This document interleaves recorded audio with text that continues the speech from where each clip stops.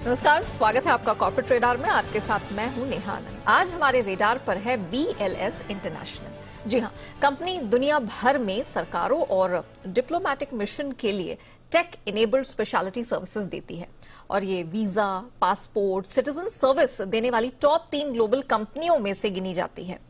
7 मई को कंपनी के नतीजे आए हैं। आय में 75% का इजाफा देखने को मिला है और ये 254 करोड़ पर दर्ज हुई है। मुनाफे के फ्रंट पर देखें 52% ये बढ़कर 35 करोड़ पर यह आंकड़ा पहुंच गया है। मार्जिन में जबरदस्त उछाल देखने को मिला है। तो क्या हाइलाइट्स रहे हैं पिछले क्वार्टर के नतीजों पर, आगे के आउटलुक पर विस्तार से बात करने के लिए हमारे साथ कंपनी के जॉइंट एमडी शिखर अग्रवाल जुड़ चुके हैं। Mister Agarwal, sir good afternoon, बहुत स्वागत है। सर सबसे पहले तो आपको बधाई, बहुत शानदार नंबर्स देखने को मिले, खासतौर से मार्जिन का जो आंकड़ा है वो it's a surprise, it's a good surprise. मुझे ये बताइए कि कैसे ये हासिल किया आपने, इस क्वार्टर के हाईलाइट्स क्या रहे हैं? Thank you. देखिए, जैसे आप जानते हैं कि इस क्वार्टर में हम लोगों ने 254 करोड़ का रेवेन्यू करा है, जो 75% की ग्रोथ है year on year. On profitability level पे हम लोगों ने 35 करोड़ का प्रॉफिट करा है, जो 53% की ग्रोथ है ईयर ऑन ईयर। आप बात करें अगर साल के रेवेन्यू की, तो की ग्रोथ है ईयर ऑन ईयर। आप बात करें अगर साल के रेवेन्यू की, तो हम लोगों ने 850 करोड़ का रेवेन्यू करा है, जो 77% की ग्रोथ है लास्ट ईयर से। एंड 111 करोड़ का हम लोगों ने नेट प्रॉफिट करा है, जो 121% की ग्रोथ है लास्ट ईयर से। तो अगर देखे जाए, हम आज की डेट में VLS इंटरनेशनल 46 कंट्रीज में काम कर रहा है, 66 कंट्रीज में ऑपरेशंस है, 62 मिलियन एप्लीकेशन प्रोसेस कर चुका है, 15,000 से सेंटर ज्यादा हमारे ग्लोबली हैं।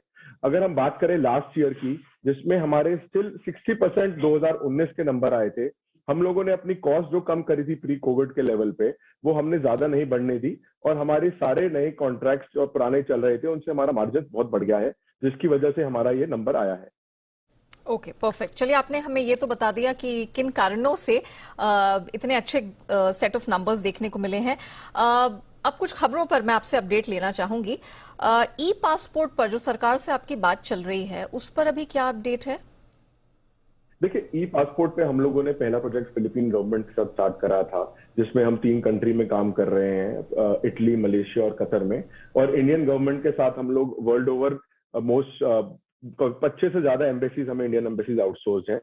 अभी जो सरकार ई पासपोर्ट का नया कर रही है इंडियन गवर्नमेंट, उसके लिए हमारी बातचीत चल रही है। अभी उसपे जैसे ही कुछ कॉन्क्रीट होगा तो हम अनाउंस करेंगे। ओके, मिस्टर अग्रवाल, आपने कहा कि 46 देशों में आपकी प्रेजेंस है और 66 देशों में आप ऑपरेशनली एक्टिव हैं। मैं ये जानना चाह रही थी कि ये जो वीजा प्रोसेसिंग है, ये आप कितने देशों में फिलहाल कवर करते हैं? How many countries do you process visa for? तो हम लोग अभी, जैसे हम बात करें नेहा जी, 66 कंट्रीज के अंदर काम कर रहे हैं और 46 क्लाइंट गवर्नमेंट्स के लिए काम कर रहे हैं। जैसे कि हम लोग Italian government, Philippine government, Hungary, France, Spain, Indian, ऐसे बहुत सारी गवर्नमेंट्स के लिए काम कर रहे हैं 66 कंट्रीज के अंदर।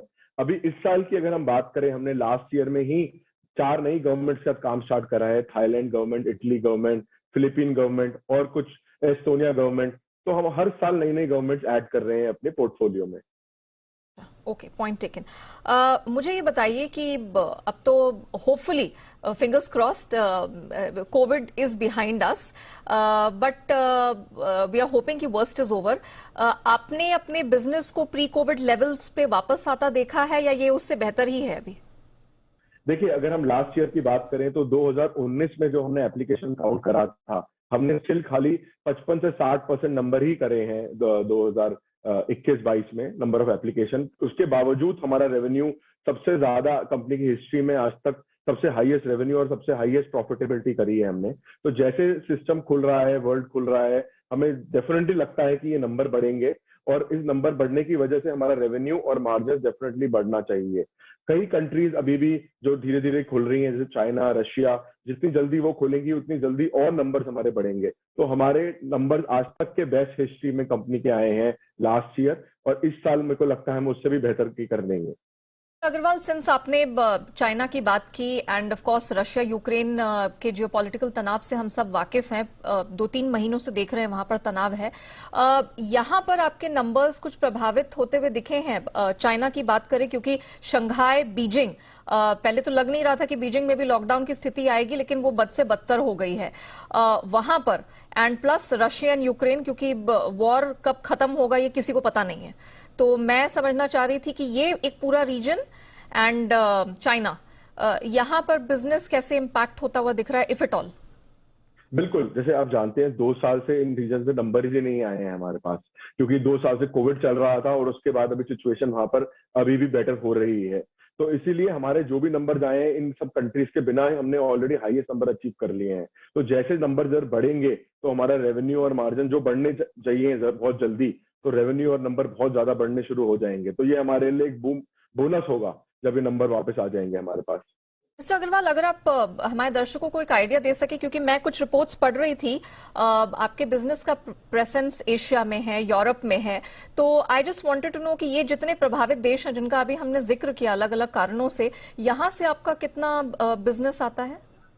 देखिए, लास्ट 2 साल में तो ऑलमोस्ट 5% से ज्यादा बिजनेस आया ही नहीं इन देशों से, बिकॉज कोविड चल रहा था और उसके बावजूद हमने ये नंबर कर लिए हैं। तो आगे जाने टाइम में पता लगेगा जैसे नंबर्स बढ़ते हैं कितना रेवेन्यू में एडिशन होता है और बॉटम लाइन में एडिशन होता है। तो हमें कोई नुकसान नहीं हुआ है, जो भी होगा हमें हमारे सिस्टम में ऐड ही होगा।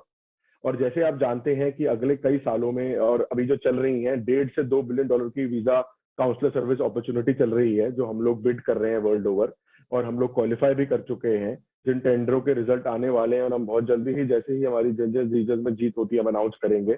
उसके अलावा पासपोर्ट एक ऐसा सेगमेंट है जो अभी आउटसोर्स होना शुरू हुआ है वर्ल्ड ओवर।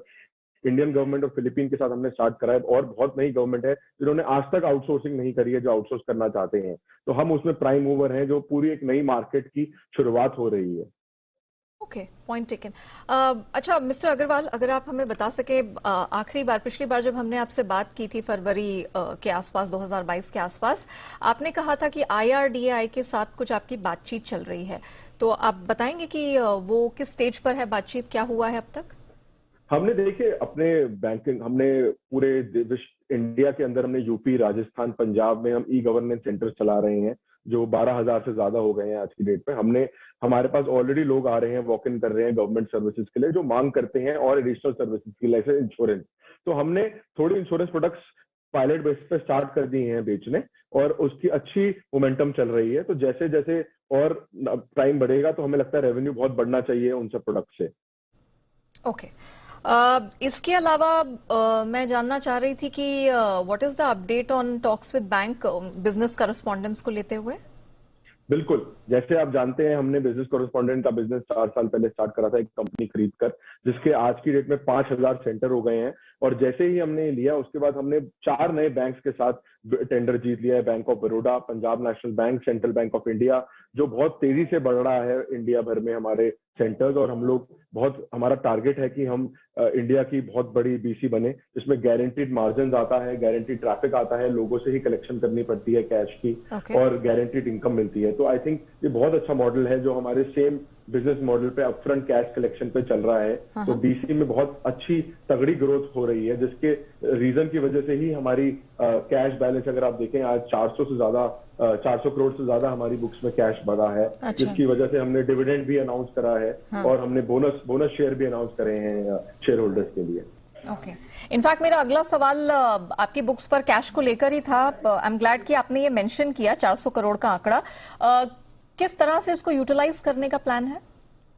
आई थिंक बहुत जल्दी ही इस साल हम लोगों ने एक्विजिशन अपॉर्चुनिटीज बहुत देखी थी। लास्ट ईयर में हमने एक जैसे कंपनी चारफिन एक्वायर भी करी थी।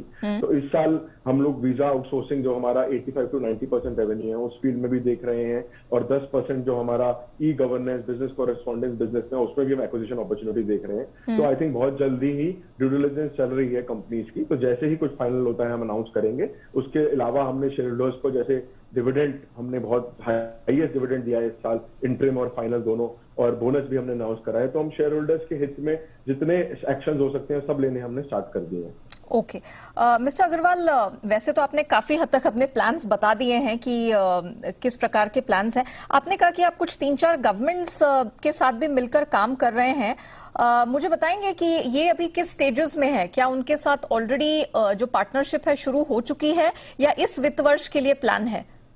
देखिए, जैसे हमारा मॉडल है बिजनेस का, गवर्नमेंट्स बहुत ट्रस्ट करके ही किसी को काम देती हैं। हमने जैसे इटली गवर्नमेंट का काम स्टार्ट करा था सिंगापुर में 3 साल पहले, फिर उन्होंने हमें ट्रस्ट करके इटली गवर्नमेंट रशिया का काम दिया। वैसे ही हमने ब्राजील गवर्नमेंट का काम स्टार्ट करा था लेबनान में, उन्होंने हमें ब्राजील एंड चाइना का काम दिया। ऐसे बहुत सारी गवर्नमेंट्स हैं जो आगे टेंडर निकाल रही हैं, जो हमें काम पहले ऑलरेडी उनसे एसोसिएटेड है, तो उनके साथ काम मिलने की बहुत बड़ी क्षमता है हमें, और हमें मिलेगा इस साल। ओके, कुछ आप प्लान्स हमारे साथ साझा कर सकते हैं? साथ ही ये जितने काम आपने बताए पिछले वित्त वर्ष और बाकी 2-3 साल में, इसका आप एक वैल्यूएशन हमें दे सकते हैं कि किस प्रकार के काम है, क्या वैल्यूएशन है? थोड़ी अगर उसकी डिटेल दें तो। बिल्कुल, देखिए अगर आप देखें आज की डेट में बीएलएस की टॉप लाइन हमारी लास्ट है 850 करोड़ और बॉटम लाइन 111 करोड़ की हमने करी है। जो हमें लगता है एग्जिस्टिंग कॉन्ट्रैक्ट्स में जैसे नंबर्स बढ़ेंगे हमारी ग्रोथ होनी चाहिए 21, 22, 23 के अंदर। और जो हम नए कॉन्ट्रैक्ट जो 1.5 से 2 बिलियन डॉलर की अपॉर्चुनिटी है, बहुत सारी यूरोप की गवर्नमेंट्स हैं, बहुत सारी यूएस, यूके, कनाडा, ऑस्ट्रेलिया की गवर्नमेंट्स है जो टेंडर्स निकाल रही हैं और बहुत निकाल चुकी हैं। अगर ये सब टेंडर्स हमारे पास कोई मार्केट शेयर आता है और ऐड होते हैं तो हमारी टॉप लाइन बॉटम लाइन यहाँ से और आगे जा सकती है। तो इसीलिए मुझे लगता है अगले 2-3 साल एक्सपोनेंशियल ग्रोथ का टाइम है बीएलएस के लिए, और हम अचीव करके भी हमने दिखा दिया है लास्ट ईयर के रिजल्ट्स में। तो और इस वित्त वर्ष की पाइपलाइन में क्या कुछ है जो है आपके पास? अभी तो बाकी सारे तो ये प्लान्स हैं, जब वो टेंडर निकालेंगी तब होगा, लेकिन अभी आपके पास शॉर्ट पाइपलाइन में क्या है, अगर आप वो बता सकें। देखिए, हमने कोविड के अंदर बहुत टेंडर जीते थे, जैसे हमने पोर्चुगल गवर्नमेंट इन रशिया का काम जीता था, इटली गवर्नमेंट, ब्राजील गवर्नमेंट, ये फिलीपीन गवर्नमेंट का, जिनका रेवेन्यू अभी पूरी तरह आ नहीं पाया है। बिकॉज ये कोविड के पीरियड में ही चल रहे थे और स्टार्ट हुए थे। तो ये सब शॉर्ट टेंडर हमारी बुक्स में ऑलरेडी हैं। तो जैसे ही इनको हम ढंग से इंप्लीमेंट करते हैं और आगे जाकर नंबर्स बेटर होते हैं, तो रेवेन्यू प्रॉफिटेबिलिटी इन कॉन्ट्रैक्ट से भी बढ़नी चाहिए। Okay mister Agarwal, this is a little off track question, लेकिन मैं फिर भी आपके बिजनेस मॉडल को देखते हुए समझना चाह रही थी। आपने कहा कि बहुत सारे गवर्नमेंट से, बहुत सारे देशों की सरकारों से आपको बिजनेस की अपॉर्चुनिटीज मिल रही हैं। गिवन द फैक्ट कि हाल फिलहाल में हम देख रहे हैं कि जिस तरह के इन्फ्लेशन के कंसर्न्स है, बहुत सारी सरकारें हैं वो अभी भी अपनी इकोनॉमी को पटरी पर लाने की कोशिशें कर रही हैं। कहीं ऐसी स्थिति है जहां पर आपको कुछ पेमेंट लैग्स या आपके जो पुराने टेंडर्स हुए हैं उसको लेके कोई शक शुबा लग रहा है? I just wanted to understand. देखिए, जैसे आप जानते हैं हमारी कंपनी जीरो डेट कंपनी है। और हमारे एक गवर्नमेंट से जो पैसे आने चाहिए, हमारे दिसंबर क्वार्टर में 100% पैसे आ गए हैं। आज की डेट में हमारी कोई आउटस्टैंडिंग नहीं है। गोइंग फॉरवर्ड जो हमारा बिजनेस मॉडल है, हम गवर्नमेंट से पैसे नहीं लेते हैं, हम सिटीजन से लेते हैं अपफ्रंट कैश। तो इसीलिए हम गवर्नमेंट पे हम कोई डिपेंडेंसी नहीं है हमारी पैसे लेने के लिए, ना हमारी कोई आउटस्टैंडिंग है। तो हमारी अपफ्रंट कैश कलेक्शन होती है सिटीजन से, जिसमें गवर्नमेंट को भी फायदा है, उनको इंफ्रास्ट्रक्चर मिलता है, उनकी रेवेन्यू बढ़ता है, उनके नंबर्स बढ़ते हैं। तो हमारी कोई प्रॉब्लम नहीं है इस चीज की आने वाले टाइम में। मिस्टर अग्रवाल, लास्टली मैं आपसे ये जो नया वित्त वर्ष है, वित्त वर्ष 2023, उसका आउटलुक जानना चाहूंगी। देखिए, मैंने अब जैसे बताया आपको, हमने 60% 2019 के जो नंबर आए थे एप्लीकेशन काउंट, उस पे ये 850 करोड़ और 111 करोड़ का पैट अचीव करा है, जो बहुत अच्छी मेहनत से करा है हमने। तो हमें लगता है डेफिनेटली अगर नंबर्स इस साल और बढ़ते हैं तो हमारे नंबर्स इससे आगे जाके बढ़ने चाहिए। हमारे मार्जिन भी अगर आप देखें तो लास्ट क्वार्टर्स के मुकाबले मार्जिन, एबिटा मार्जिन भी बढ़ने लग गए हैं, बिकॉज हमें पर एप्लीकेशन रेवेन्यू और बढ़ने लग गया है, इंक्रीमेंटल ग्रोथ आ रही है। तो हमें लगता है जो हमने ऑलरेडी इस साल करा है उससे तो हम मिनिमम परसेंटेज वाइज मैं आउटलुक दूं अगर, तो मिनिमम ज्यादा ही ग्रोथ करेंगे। मैं अभी नंबर्स, अभी अप्रैल का महीना ही है इसलिए नंबर मैं एग्जैक्टली नहीं बोलना चाहता, बट मेरे दिमाग में बहुत अच्छी एग्रेसिव ग्रोथ के टारगेट्स हैं। एंड हमें भी काफी कॉन्फिडेंस है। आपसे बात करके बहुत अच्छा लगा, and all the best for the coming financial year. Mister Shikhar Agarwal, thank you so much Zee Business को समय देने के लिए। तो ये थे बीएलएस इंटरनेशनल के मैनेजमेंट बताते हुए कि गोइंग फॉरवर्ड ये तिमाही इनके लिए बहुत बेहतरीन रही है, एंड गोइंग फॉरवर्ड भी काफी कॉन्फिडेंट है, क्योंकि इनकी किटी में, इनकी पाइपलाइन में काफी ज्यादा अलग अलग देशों की सरकारों के बहुत सारे टेंडर्स आ चुके हैं। इनफैक्ट जब हम इनसे बात ही कर रहे थे, हमने देखा है कि एक सडन स्पाइक स्टॉक में आता हुआ नजर आया है। फिलहाल 349 के पास कारोबार होता हुआ दिख रहा है, और एकाएक इसमें स्ट्रेंथ बनती हुई दिखाई दी है। ऑलमोस्ट आधे से 5% की तेजी दिखाई दे रही है। हम रुकते एक छोटे से ब्रेक के लिए, जल्द लौटेंगे, आप बने रहिए हमारे साथ।